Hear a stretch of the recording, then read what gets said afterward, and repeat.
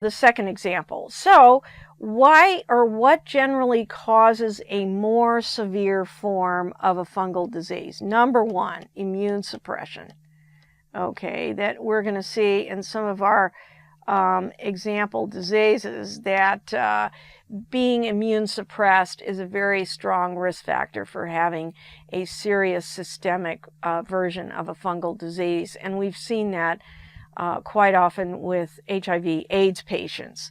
Now, another way in which you can have a more severe form of disease is by degree of exposure.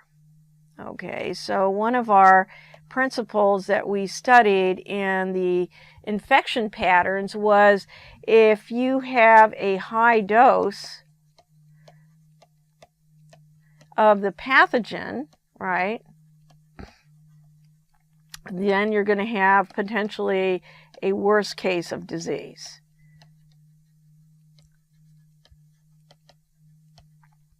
So these two things, I think, are the most important reasons why potentially you might have a more serious form of the disease.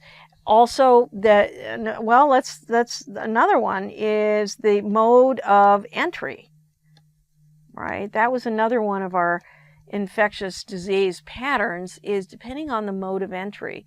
So we saw with histoplasmosis, for instance, if you happen to, what if you're somebody who is running a marathon, right, and your intake of air is much greater than if you're not active at all, and if you happen to get a very high dose of those spores, then potentially your form of disease might be much worse. So that concludes our introductory lecture about fungi, and thank you so much for visiting Educator.com.